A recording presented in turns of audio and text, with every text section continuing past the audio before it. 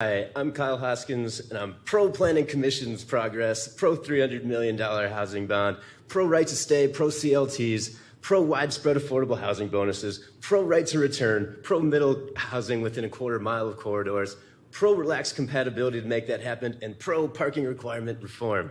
So many positives, related policy tools and tools within Code Next that I'm looking forward to y'all implementing to help curb the unintended consequences of rapid growth.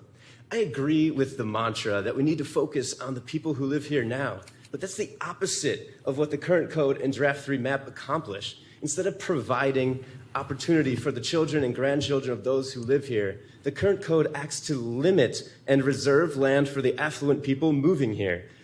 After all, in the housing market, the wealthy tend to win. So how do we keep the wealthy people from taking over our neighborhoods? Well, right-to-stay policies and other subsidies can help ensure Austin is inclusive of lower-income residents. But ensuring the middle class has a place to live in Austin comes down to a lesson we teach our kids: sharing. Because we have limited land and the richest get priority, sharing is critical. Sharing the cost of land drives down housing costs, and better yet, triplexes, fourplexes, and multiplexes tend to be less favored by wealthy folks, giving middle-class families a better chance in the housing market. So where do we share more land? There's a consensus that we should share along corridors, but the disagreement appears to be how much sharing.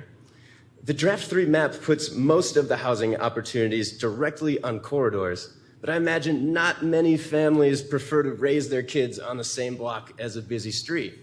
I believe extending middle housing out a quarter mile from the corridors with at least R3 zoning will be of enormous benefit to the middle class now and over the next 100 years as these shared homes filter down.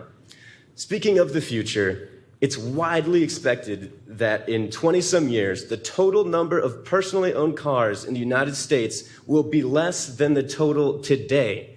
I believe it's short-sighted to require parking in the quarter mile along corridors.